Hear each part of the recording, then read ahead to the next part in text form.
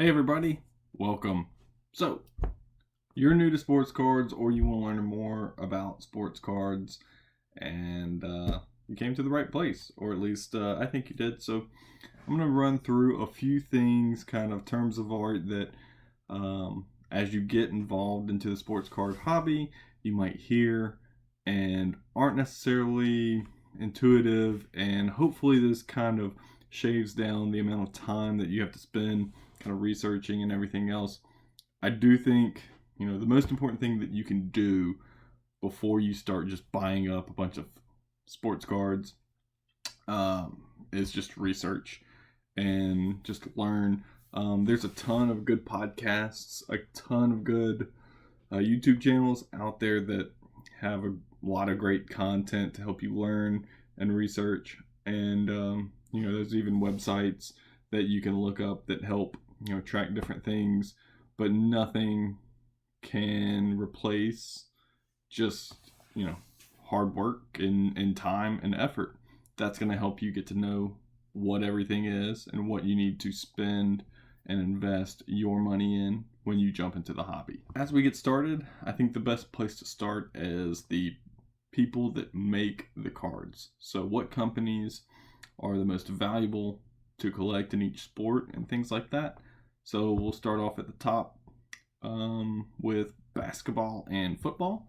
Panini. So Panini holds the exclusive license for those sports, football and basketball. They and what that means, the exclusive license means that other companies such as Topps cannot come in and produce a basketball card with the Los Angeles Lakers on their jersey, on that player. So they can't produce a LeBron card with that on there. So, if Upper Deck wants to come in and sell a LeBron card, they can, as long as they get his permission, but they don't have the permission from the National Basketball Association. They've signed an exclusive agreement with Panini, that Panini is the only one that can sell their basketball cards. So it's going to be a LeBron James card with a blank jersey, or just kind of like it's going to be his Lakers jersey, but the Lakers word is going to be crossed out. Same thing with football or baseball or whatever. Baseball's different because it's a different company. Topps owns the exclusive license for baseball. Baseball it's kind of divided up into Topps and Bowman. Bowman is a subsidiary company for Topps, and they're more geared towards prospects as opposed to Topps, which is major league cards. And so that's what you're kind of referring to. Usually when you're referring to somebody's Bowman cards, that's when that player was still a prospect before they got called up to the major league. And so that's a little bit different about baseball that football and basketball don't really have as much, but they all do have the exclusive license deal to where they can't, the other companies can't come in and encroach on those exclusive licenses. Panini does make baseball cards. They make a bunch of them. They make Prizm baseball cards. They make Optic, Donruss, all kinds of different baseball cards, but those baseball cards just have a blank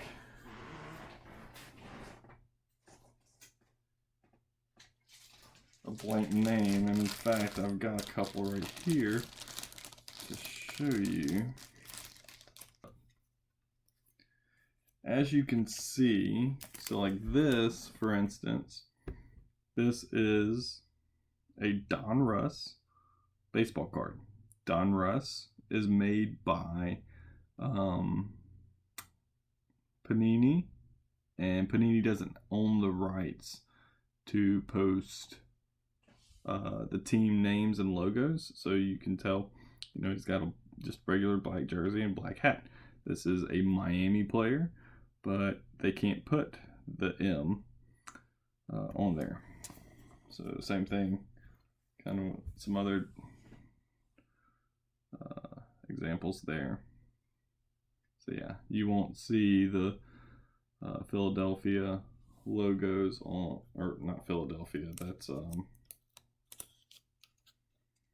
That's a Toronto Blue Jay. I had this one to the back of it, so you won't see the Philadelphia Phillies logo there. So you can kind of see Kyle Tucker. They don't have those logos, the major league logos on there. This one does have like the old school rated rookie, and in football and basketball that kind of holds a certain value there. So, but like I said, Optic and Donruss, they don't have the license to baseball. So you get these kind of odd looking cards that don't have any logos on them, and sometimes they'll make up for that. So sometimes they'll come out with a really cool patch card, and we'll kind of get into what patch cards are in a second. But that's just a little bit kind of overarching guidance principles. Don't buy products that don't have the exclusive licenses for that sport until you're very sure that you want that card, because it's not going to have, if you're looking for a flip or long-term investment value, they're just not going to have the amount of increased value that some of these other cards will. Now, is that to say that they don't have any value? No. You're certainly going to be able to find some non-exclusive licensed products that have resale value. I just, until you've done a lot more research and you've been involved in collecting and investing and buying and selling, trading a little bit more, I would hold off on buying anything that doesn't have the logos for that sport. So that's just me. So Panini is king for football and basketball. Topps and Bowman are kings for baseball. So getting into baseball. So I mentioned, you've got Topps and you've got Bowman. Let's go through a couple of examples here. All right, so I mentioned Bowman is the kind of prospect card. So here is a Bowman draft. It's actually a Bowman first. So that first up there means that's literally his first Bowman card. This is his first major league. Not major league. So this is his first card. And in fact, this was his first card after he was drafted. This is his 2014. Yeah, just want to make sure. This is his 2014 Bowman first for Aaron Nola. And this is his Bowman first, or first Bowman, for same guy, Aaron Nola, same year, 2014. This is just his Bowman Chrome first. And so you see up here at the top, that Bowman Chrome, and then that Bowman Chrome first is in blue versus the red. And so what this is kind of like your prototypical baseball card, your old school paper, very flimsy. These are a lot more prone to damage. This is a lot thicker stock. It's almost plasticky. Now it's also in plastic, but we can take it out of the top loader here, and same thing. We have, like I said, that Bowman draft, this Bowman Chrome. And then you have the Bowman Chrome. You have different types of refractors. So as you can see, it has that rainbow shimmer, especially on the border. You can really tell how that thing kind of dances and has like the rainbow prism look to it. So you have all different kinds of refractors for these cards, and you'll start seeing a lot more value depending on whether it's some sort of refractor or just a base. So if this is also often referred to as would be a base Bowman Chrome card, this would be referred to as his Bowman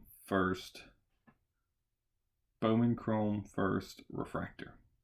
So just a little kind of differences there for baseball and really anything, but you'll kind of see some of that in all sports with a bunch of different types of products. So baseball, again, here we go. So this is just a typical baseball card. So this is his Topps rookie card. You see that rookie card logo right here, that RC. So the difference here, so this is his first kind of rookie Bowman card. When he gets called up to the majors, he'll have Bowman cards every year.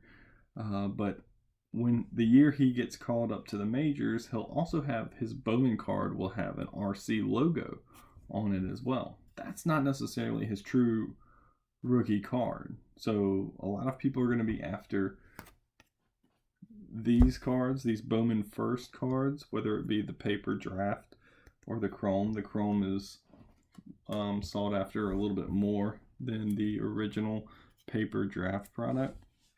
Or you're going to look to this card, and a lot of people refer to these as his flagship rookie. It'll be his first Topps card. So these come out in different series. So Topps comes out, Series 1, Series 2, Topps Chrome, and Topps Update. So depending on when they get called up to the majors, it might depend on which product that they actually get released in. This guy was called up pretty early or before the season started, and or the prior season, towards the end of the prior season. So he's in Series 1, so that means the first Topps product of that year, he was in that product. So that's his rookie year. That's his rookie card. And like I said, you'll hear people refer to that as his flagship rookie.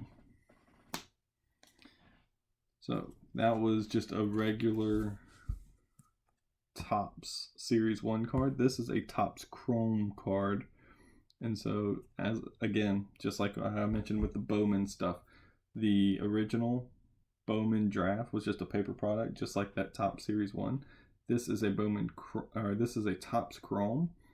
It is a much thicker stock. It's almost plastic feeling. And for that reason, it withstands damage a lot better. It's easier to grade, which we'll get to in a second, or at least usually it's more easy to grade. And he'll have a rookie card there. Usually it's the same pose for Topps Chrome versus their Topps, their rookie card, either in Series 1 or Series 2.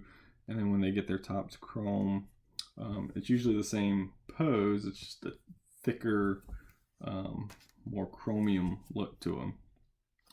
And so, just like I showed the refractors for the Bowman. So again, here's the Topps Chrome. And then here's a Topps Chrome refractor. So you can definitely tell it has that rainbow look to it. And then if you flip them on the back here, you can see right under the card number, you see Chrome, so it comes from Topps Chrome. It's card 187, and it is a refractor. And that's his rookie card. So this would be referred to as Topps Chrome refractor rookie for that player. And then they have all kinds of different parallels and refractors. So this is the pink refractor or pink parallel.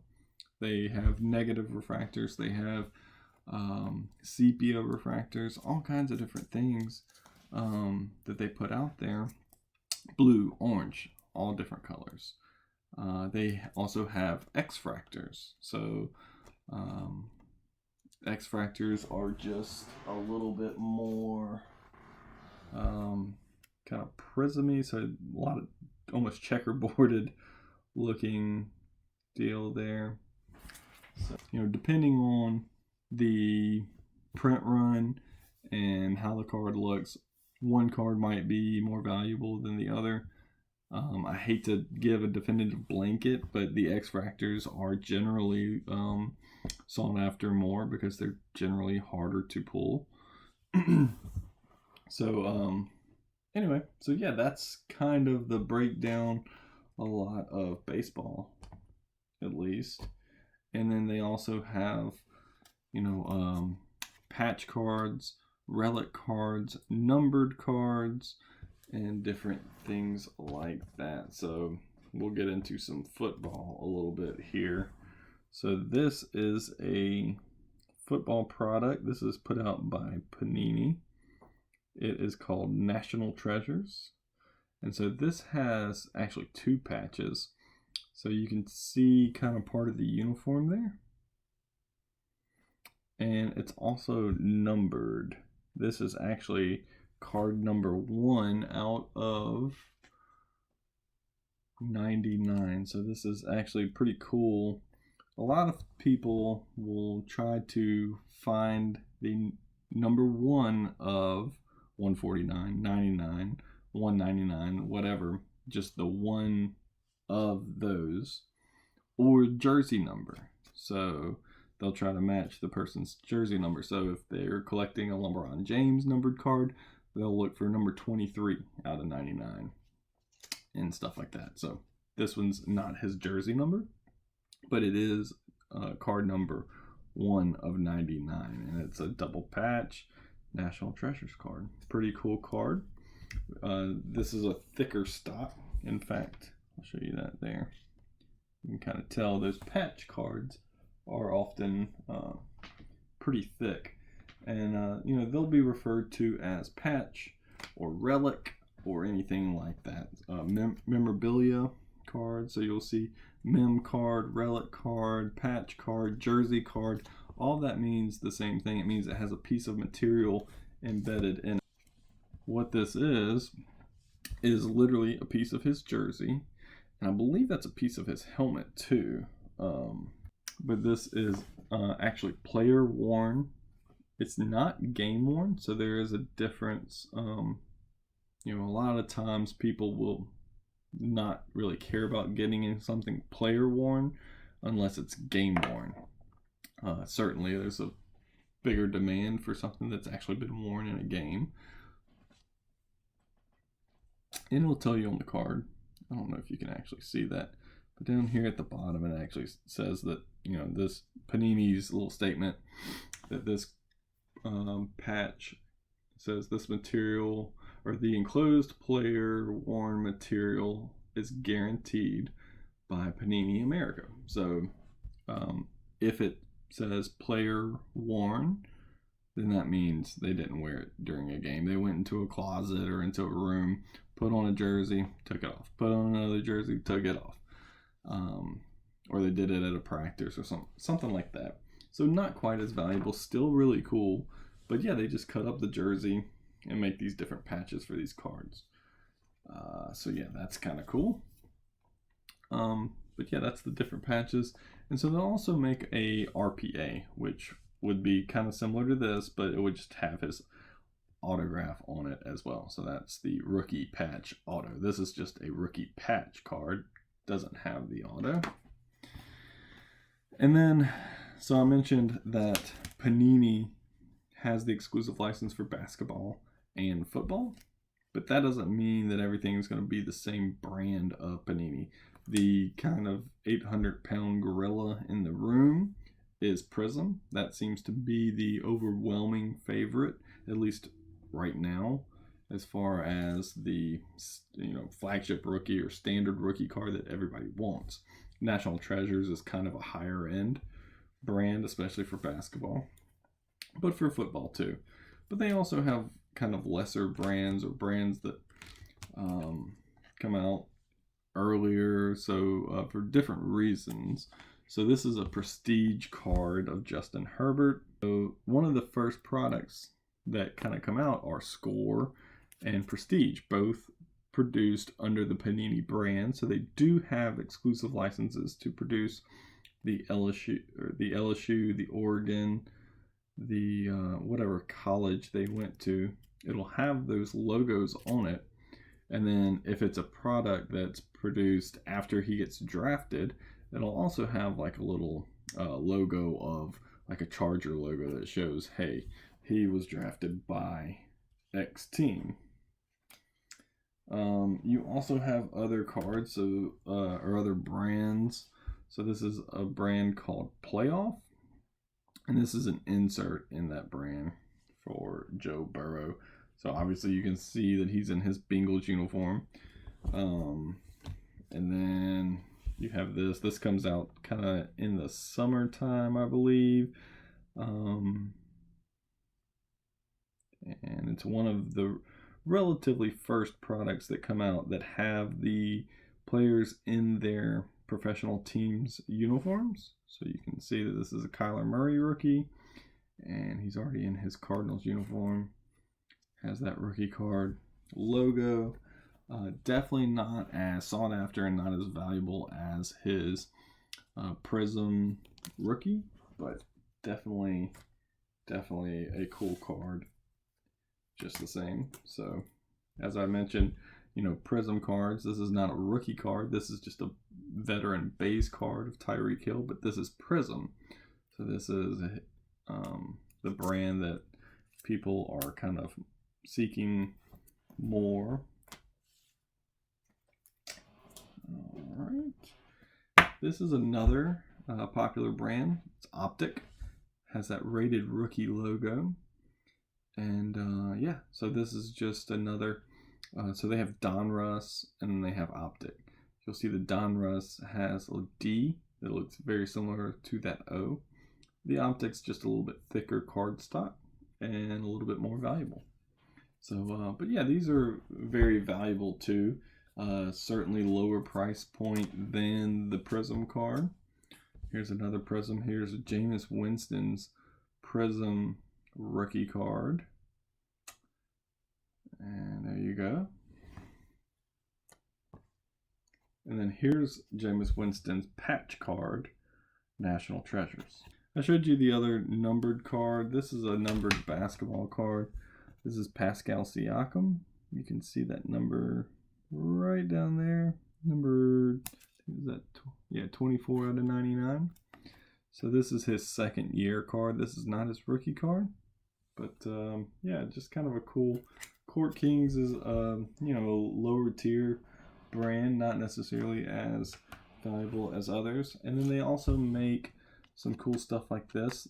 These are floor used pieces of the floor that these players played on.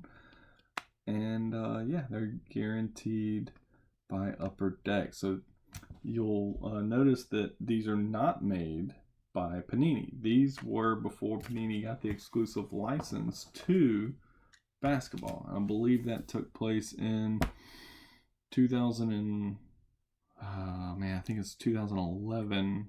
They got their exclusive license for basketball. Before that, you saw a lot of Topps Chrome. You'll notice that the big rookie card for LeBron James 2003 is a Topps Chrome and Topps Chrome Refractor for that matter. But these are Upper Deck cards. So back then, a lot of different companies made those products. And here we go. So, just different types of cards. This is kind of a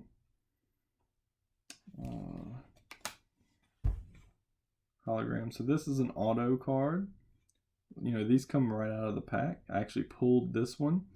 Not a super huge name, Brian Roberts, but still really cool when you pick up a product at retail and are able to pull an autographed card. So these are all considered raw cards. So anything that I've showed you up until now, all of these cards, these are all raw, meaning ungraded. So what does that have to do with anything? What does ungraded mean? What does graded mean? Well, they came out in the late 90s with grading.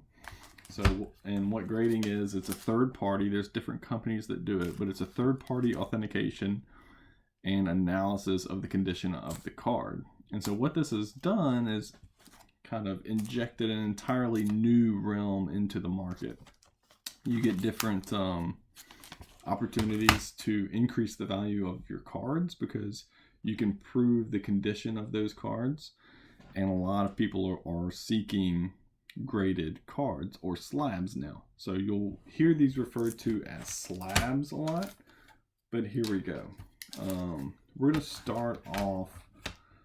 So there's three main companies that do this. So there's PSA, there's Beckett, and there's SGC. So a lot of people may even leave out SGC altogether, but they're there's definitely a contingent that some people prefer the SGC slabs, and you're probably about to see why.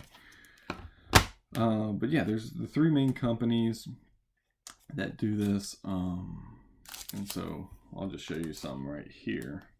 Here is a PSA 10 Pete Alonso. This is a PSA 10. So what this says is you send these cards into PSA.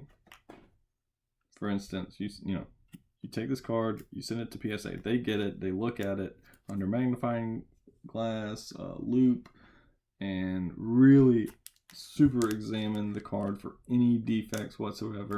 They look at the corners and make sure the corners are sharp, make sure the edges are clean, make sure there's no scratches or anything, print lines on the surface. They look at the centering to see if the card was centered properly. And yeah, so they'll do all of that and put it in this slab or piece of plastic. And I've got it in this protector here. But yeah, so then you get this back from PSA saying 10. So what 10 means is gem mint. So when you say, usually a PSA 9 is a mint condition card. A PSA 10 is a gem, that's G-E-M, gem mint card. And a lot of people put a lot of extra value when you get that 10 up there. So it has all the card information up there at the top. And there you go. In fact, when you see some of these posted on Instagram or Twitter or Facebook or whatever, a lot of people will black out this number. I think that's a little bit overkill, but to each their own. The reason they do that is so that somebody doesn't fake. There's bad doers out there all over the place. They'll take a Pete Alonso card and put it in. They'll make their own PSA case. They'll put together a piece of plastic and put together a fake PSA label, and they'll use that number. So that way, if they're trying to sell their card and the potential buyer sees the Pete Alonso card, looks up that number, it's going to show up on PSA's website as a Pete Alonso PSA 10. So that's one way to do that. If I try to sell you this card, you can actually look it up and confirm that this was actually graded by PSA. You look it up on their pop report as well. So you can type in that number to PSA, it'll take you to the card. Or you can, but you can also keep tabs on how many PSA 10s are out there on the market. So you can look up a pop report or population report on Pete Alonso rookie cards. And yeah, so in PSA's website keeps a rolling tally of everyone they grade. So it'll show a pop report of 5,000 or 8,000 PSA 10s. So how many ever PSA 10s exist in the world, they'll have that. And then they'll have how many PSA 9s, how many PSA 8s they've graded. So, but yeah, so there you go. There's a PSA 10. Here's a PSA 9 Tyler Hero basketball Prizm card. Here's a Tyler Hero 9, but it is a red, white, blue Prizm refractor. So just kind of a couple different ideas there that that you may see. Now here's a Beckett card. This is obviously a Blake Griffin Beckett card. Now this one got a 9. Beckett actually does a 9.5. PSA doesn't get into the half grades, the 0.5 grades, until I think 8. They'll do 8.5. But the Beckett will actually do 9, 9.5, 10, and then 10 black label. And you don't need to necessarily know too much about that, but one thing you do need to know that the 9.5 from Beckett is basically a lot of people liken that to a PSA 10 because it's kind of technically the same grade. It's very confusing, but a 9.5 is a gem mint for Beckett. Now, they also offer a 10, and their 10 is a pristine. So you can actually see the cool thing about Beckett slabs is they have these subgrades, and these are like a couple dollars extra to get these subgrades on there. But I think it's well worth it if you're grading through Beckett, because I think it's one of the main things that really separates them from PSA is when you get it back and you get a 9, you're like, man, I thought that was a 10. You can actually look and see why you didn't get a 10. It's definitely got a 10 for centering. The big thing that hurt this one was the surface. So it's got 8.5 for the surface. So that must be some kind of print line or speck or something on the surface scratch that made this one get an 8.5 for the surface, and then that brought it down to a 9. So that's Beckett. We went through PSA earlier. And then here's the third guy at the ball. This is SGC. Now, the main difference that you'll notice right away with this is it is a black slab. So the difference between PSA with the clear slab little versus the other. So here's the Beckett for comparison. But a lot of people like, in fact, so do I, like that background being black. I think it makes the card stand out, particularly this one. Depending on the card, it might not matter as much. But yeah, so here's the three main grading companies and what their slabs kind of look like. So, all right, so that's what grading is all about. Those are the three main companies. Each of those companies will have a pop report that kind of keeps tabs on how many 10s, 9s, 9.5s, etc. they have given out for each card. It's really cool to kind of look at that, especially when you're buying and selling cards, because you can find out for sure how rare this card really is. You know, if I pull up this Pete Alonso 10, there's probably thousands of these available. Whereas if you pull up a LeBron James Topps Chrome 2003 rookie card, there's definitely a lot less available. So that makes that card more rare, especially in a better condition. Yeah, so that's kind of cool about that. Now, how much it costs is going to depend widely on a lot of different factors. The different companies have different tiers for how much things cost. But kind of ballpark, especially, I'm more in tune with the PSA prices because I'm sending some right now to PSA for grading. But yeah, for a 20-day regular service for PSA, it's somewhere in the 25 to 30 range. And then for bulk / economy, which is also referred to as the 45-day, it's 15 to 20-ish. And then 55 to 65 for more express, 5-10 day turnarounds. All of those day timelines and time frames are way out the window. They're not even a guidance. It's not even close to those turnaround times because they're so backed up. Each company, SGC, Beckett, and PSA, they're all backed up because so many people are grading cards. So yeah, that's you submit a 20-day turnaround. It's probably going to run about 3 or 4 months. If you submit a 45-day turnaround, it's probably going to be 7 to 9 months, maybe a year before you get those cards back. So a lot of people, if the card's valuable enough, they may do a more express version, even if it's $55, $60, $65 to grade that card. It might bump that card up an extra $500 in value. So it might be worth it for those particular cards. I have not had that that issue.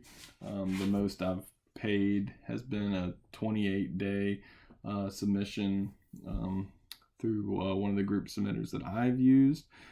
I don't submit anything, or I haven't submitted anything directly to PSA. I use group submitters. And so if you have any requests for recommendations, I can certainly throw those out to you. But there's tons of people around the country that do submissions and group submissions, and sometimes they can get better pricing or a little bit better preferred treatment as far as turnaround times is concerned. Not a ton, I don't think, on that, but the pricing might help. And then also depending on the years of the card, so if it's a super or ultra modern, which usually refers to as 2017 or forward, it's a little bit more expensive. If it's older, 2016 or older, it'll be a little bit cheaper for those cards. So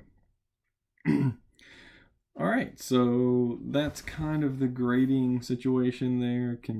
Like I said, there used to be, before PSA raised their prices, I think the lowest was like $8 to get something graded in like super bulk, and I think those went up. I think maybe $11 is the cheapest, depending on who you are and what kind of relationship you have and how many cards you submit with PSA. But yeah, I mean, it's not super cheap, especially when you're talking about submitting 40, 50 cards to PSA.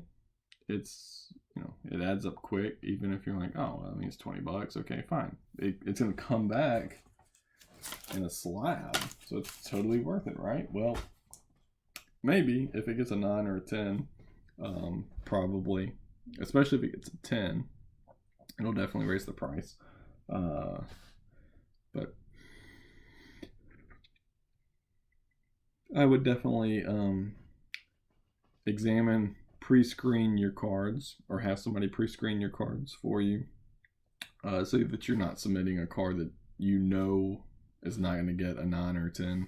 A lot of these group submitters will do that for you, either for a small fee or for free, depending on the group submitter. So I would definitely probably recommend, at least on your first couple of times doing it, to have them review it for you, so that you're not wasting $10, $15, $20, $30 for PSA grading or Beckett grading or SGC grading, and then all of a sudden get it back and it's a 7, and you're like, oh crap, what now? So that's my my spiel there. As far as places to buy and sell, I mean, the 800-pound gorilla, eBay is king. It still is. That's where the most eyeballs are going to be, and they have the most cards available for sale, it seems. They have so much available. Anything that you're looking for basically is going to be on eBay. So that would be my first place to start. That's where I do, like, a vast majority of my buying and selling is done on eBay. But they have different options too. So COMC, that's COMC, which stands for Check Out My Cards. But you'll hear people refer to it as COMC a lot. It's basically an online database that you can store your cards, and everybody can come look at them. And if they want it, they can buy it. Or if they want it, but they want it for a lower price, they can submit an offer to you. That is certainly one option. They offer, it depends on, all these different companies and options have different fees tied in. So eBay has a seller fee. For the most part, eBay is free to list your card, but once you sell it, you're going to pay a seller's fee, seller's premium to eBay. So when the buyer pays you, you're going to pay about it used to be 10%, but if you're in the managed payments, which is a whole different video, you're going to pay about 13%, whether it be to eBay or solely, or eBay and PayPal. But you're going to get popped for about 10 to 13%. ComC, I'm not sure what their fee structure is. I think it's like 30 cents per card, or maybe it's 50 cents per card, depending on how many you submit. And that's just for them scanning it and putting it on on their website under your name. And then once you sell it, I think maybe you also owe like a 5% or something like that. But there's better videos than this one that kind of break out the structures for fees and stuff like that. There's some that show how the fees stack up between eBay and ComC, and why ComC's the better option because the fees are less. But I'll leave that for you to decide right now until you get a little bit more comfortable with one of the other avenues. I would probably stick to eBay or in-person deals. But yeah, eBay. So ComC Star Stock is something that I've been using a lot more of lately. And it's basically a stock market for players where you go on and you don't necessarily ever touch the physical cards. Same thing with ComC. ComC is more like flipper friendly. If ComC is flipper friendly, Star Stock is flipper centric. So it is made for the flipper. So it is, you go on there, you type in Tyler Hero, the Tyler Hero pops up. They only deal in rookie cards, so that's a little bit difference between ComC and Star Stock. Star Stock will only allow you to submit rookie cards, and so what you do is you send your cards to Star Stock. They upload them to their system. They put them in your account, and it's basically a digital copy of that card. And people buy and sell it just like a stock. So I mean, with one click, you can purchase somebody's card on Star Stock, and now you have it. And then you can turn around and put it for sale for $3 higher, or twice as much. Or don't put it on sale for sale at all and just keep it in their vault, and you have it there for when that guy does something big, or you want to sell it later in the future. You can also request them to ship them home to you. So you can get the physical card if you want to. You're going to have to pay them to ship them to you. And it's a little bit of a delay to get them to you. Same thing with ComC. It's a pretty big delay for them to get cards out to you. But ComC had originally, I bought some on ComC. They told me it was going to take a long time to get them in. I complained a little bit about it, and then they just basically sent it out right away.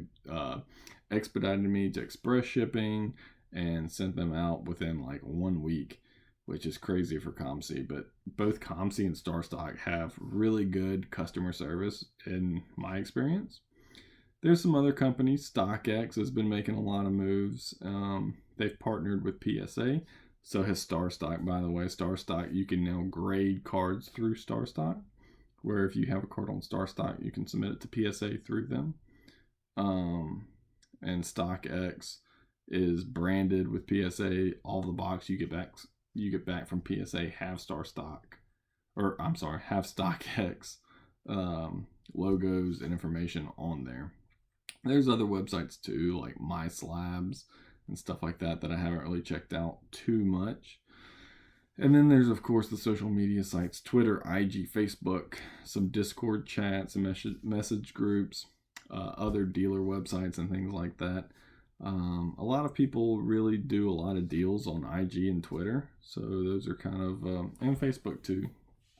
I haven't seen a lot of, I'm not really super involved in any of the Discords, which are basically kind of like message boards, chat rooms, for people in the hobby. So one thing you'll hear a lot about is shill bidding, especially on eBay. So it's a bad thing. It's a negative connotation.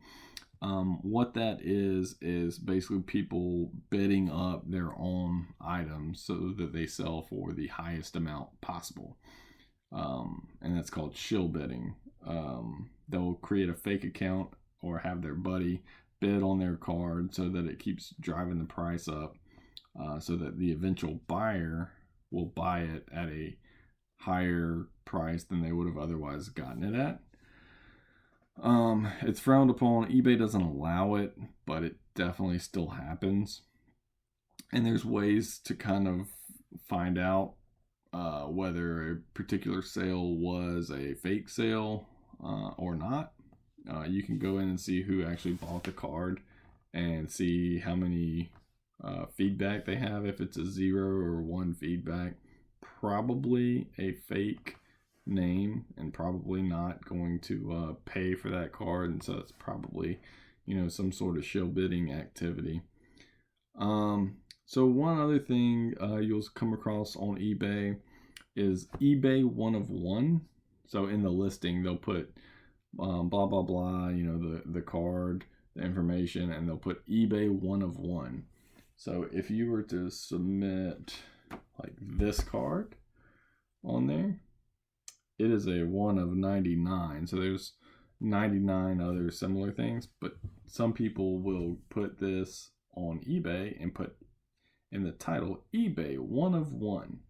They do that because if you're searching Jared Goff 1 of 1, it will pull up that card, and it's not great, because if you're looking for a Jared Goff 1 of 1, that's not what you're looking for. You're actually looking for a legitimate 1 of 1 card. So they have like Tops, and companies will put out superfractors and other 1 of 1 cards, meaning there's only one card like that in existence. And I guess technically there's probably only one card of this like this in existence, because that patch is going to be unique, especially both those patches together.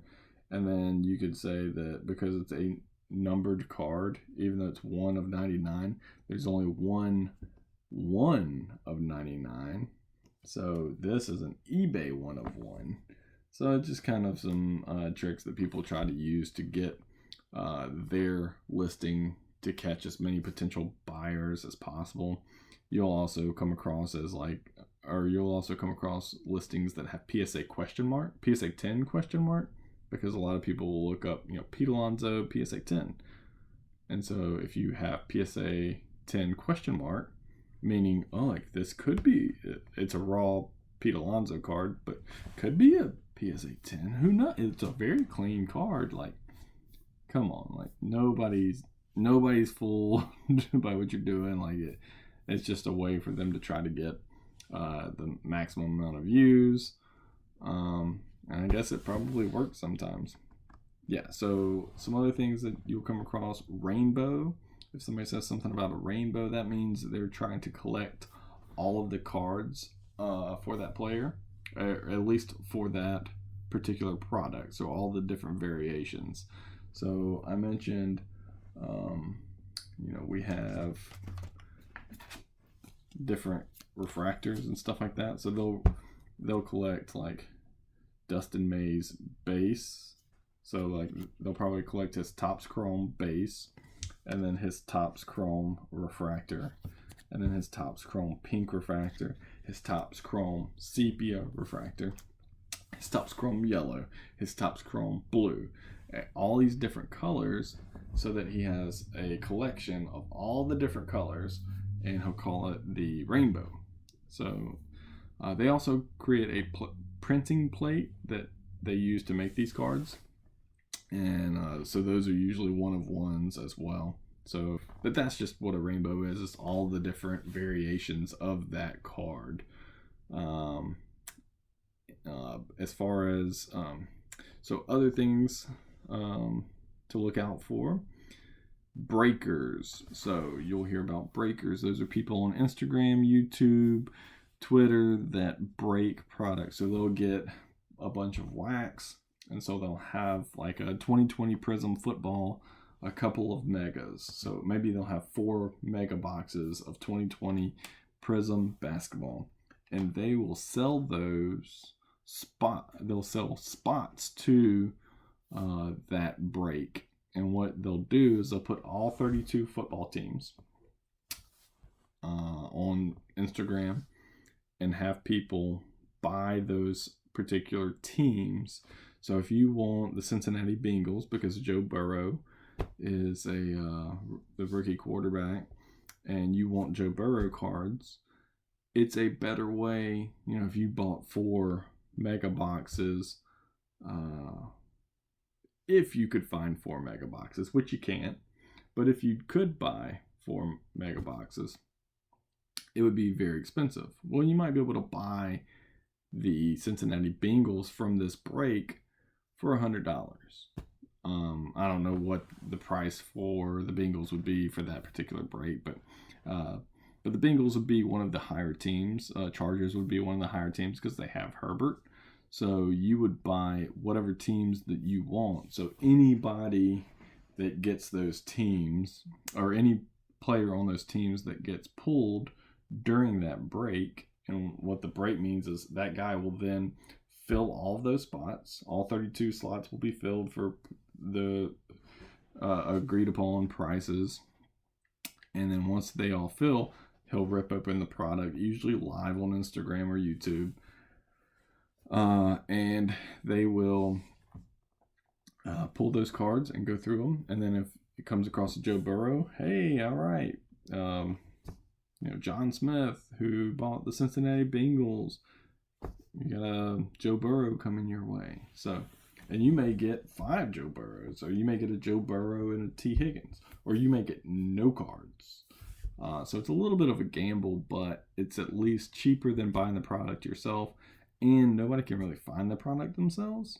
So kind of a win-win, and it's another form of entertainment too, because you get to watch this guy break online and pull some cool cards. Because usually, sometimes they'll have hobby boxes too, which can pull some really cool cards out of there.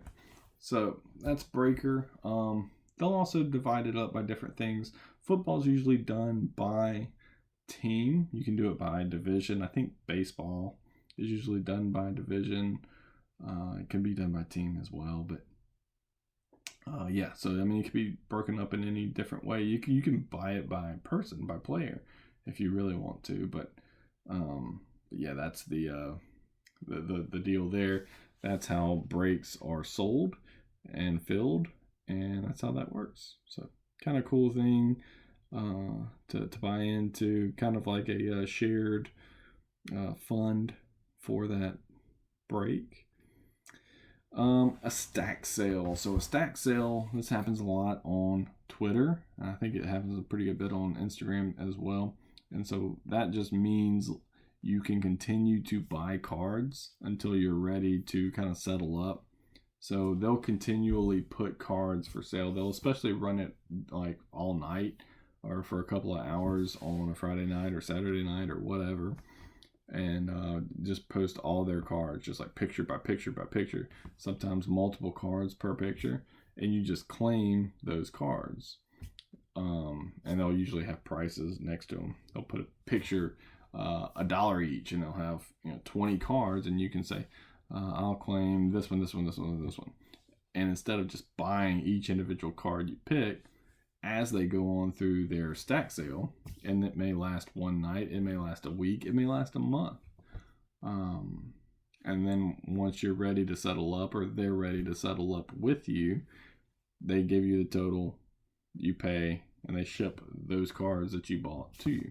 That's kind of a stack sale. So you create a stack, and then once you're done, you pay for it after, and then they send them to you. Along with that is you'll see, especially on Facebook or Twitter, they'll ask for W's. That means they want a lot of people watching it before they start, whether it be a break or whether it be a stack sale or posting anything for sale.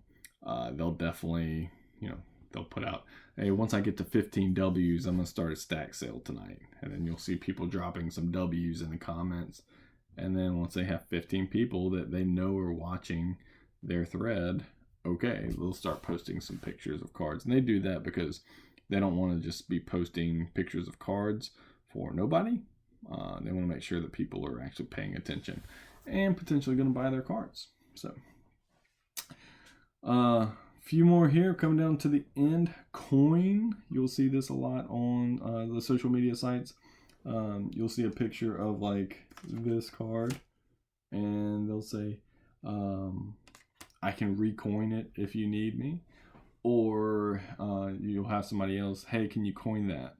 Or it might be rules of the Facebook group or the Discord group or the Twitter group or something like that you have to coin the card. And what that means is you have the card, and next to it you'll put your name and the date on a piece of paper next to that card, or some sort of token or card or something that designates, hey, this is not just a stock image I pulled off of somebody's eBay listing or off of Google or Panini's website or anything like that.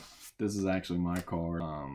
And so, yeah, this is definitely me. This is my card. I have it in my hand. I'm going to sell it to you. Let me know. And then, so they also have Razes. So kind of similar, but different to breaking. They'll do a Raz.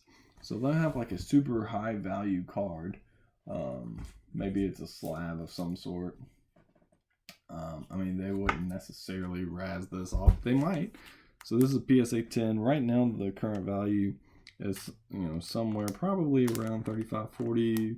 I haven't checked the comps on it recently. Let's say that this is going to go for $50 if I sold it on eBay.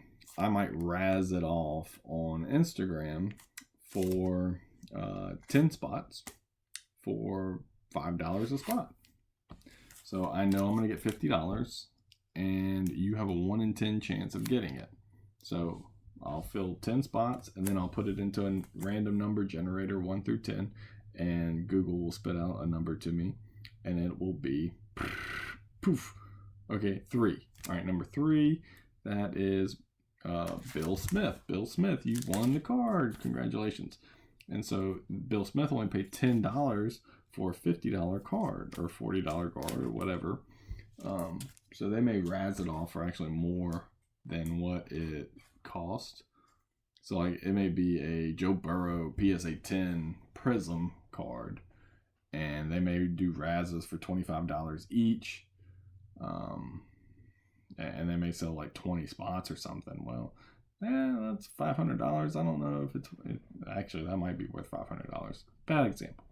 But they may do this one for $10 each, 10 spots. Well, it's not a $100 card. So that might be, somebody might get a little upset. You might not be able to fill it all 10 spots at $10 a piece, because they're going to look at it and be like, well, if I have a 1 in 10 chance of getting it, I mean, I might as well just go buy it myself. I can get it for $50 or $40 instead of giving this guy $100 for his $50 card. So you'll have some people try to kind of take advantage of it, and then other people that are just trying to give out, good odds and give everybody a chance at winning a card that for a great deal. But you could also walk away with nothing. Everybody except for one person in that Raz is going to walk away with nothing, but somebody's going to get a steal of a deal. So that's the point of the Raz.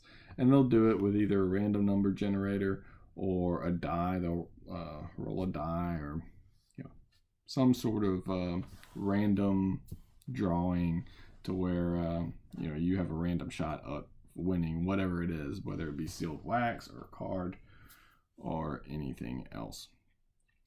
The other thing you'll see is PayPal goods and services versus friends and family. Generally, when you're buying and selling trading cards, you're paying for goods and services. So you're going to check goods and services when you check out with PayPal and send that guy some money. And what is going to happen then is that guy's going to have to pay a service fee to PayPal, because to send money between friends and family, there's no fee. But to do it for goods and services, there is a fee.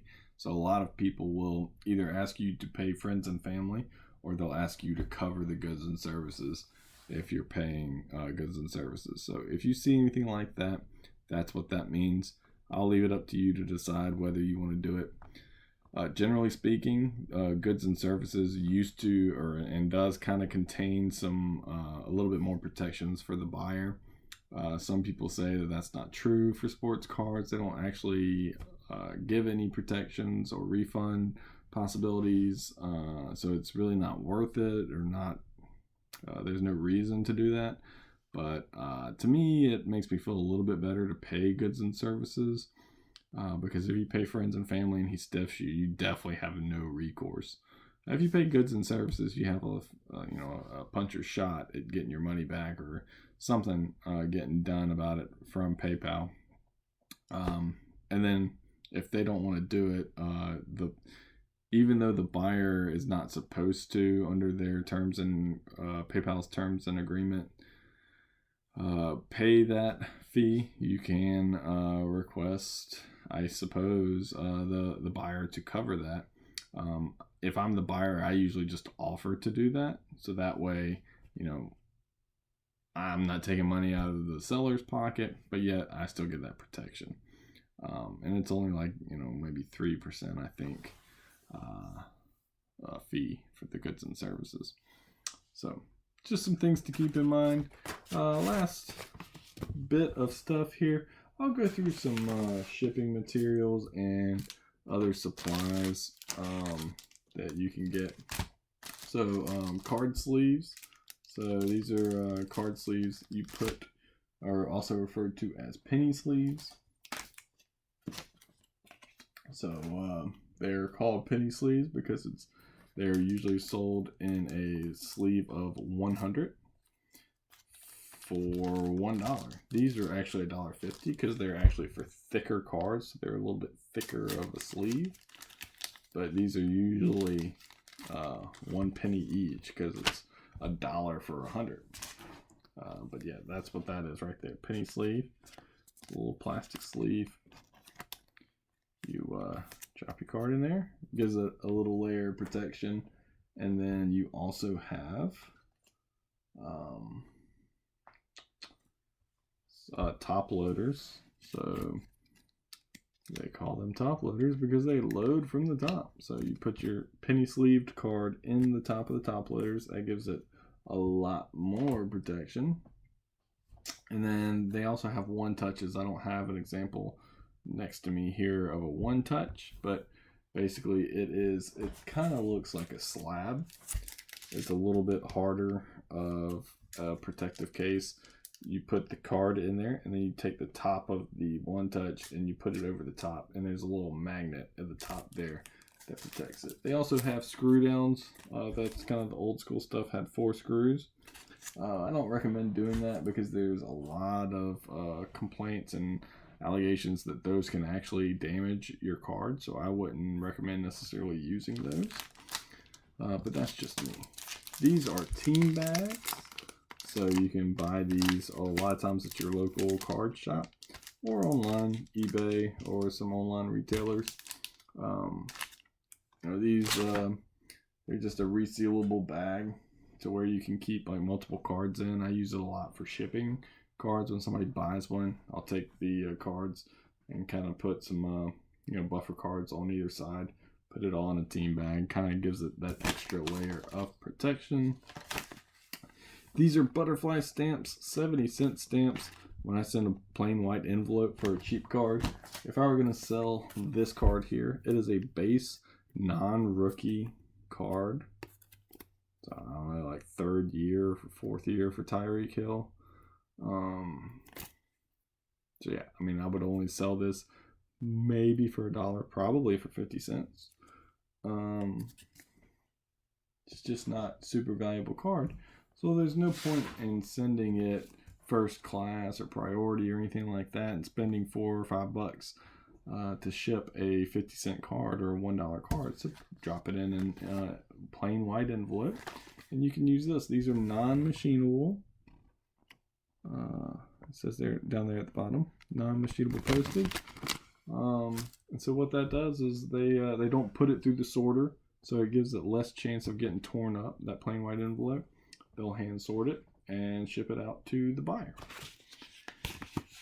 This is a lot more of a secure way of sending. It's a bubble mailer. So when people say bubble mailer, or if they say BMWT, bubble mailer with tracking, they'll send it like this with the the tracking label and everything else so that the buyer knows where their package is and how long they're going to have to wait for it to come in.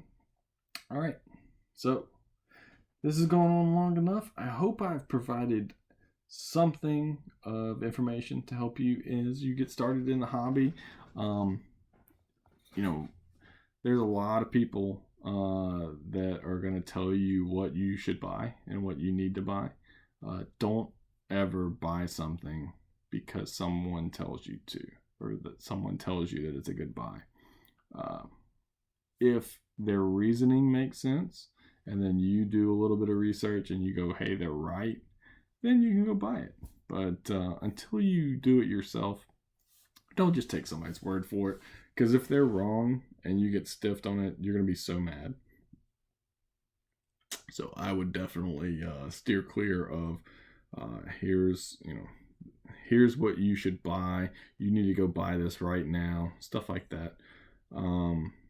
I'll make some top cards that I'm looking at, and you should look at too, or I'm buying these and you should too.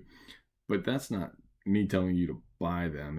It's me telling you this is what I'm buying, and here's why. I usually explain my thought process too, and on Instagram too. You'll see people post cards. I don't think the most people are trying to entice you to go buy those cards.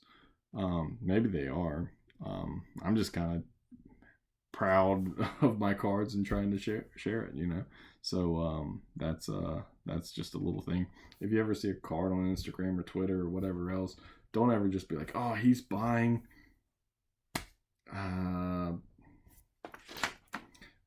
he's buying Matt Theus. I don't even know who that is. So I showed this card earlier. Don't see me show this card as an example of a pink refractor and be like, oh man, he's collecting that guy? He must be a stud. I don't know him. I don't know who this is. Plays for the Angels, looks like. Yeah. Guy looks like Mike Trout a little bit. Anyway, that's it. That's all I have for you. But yeah, do your research, and just start and have fun with it. Dip your toe in.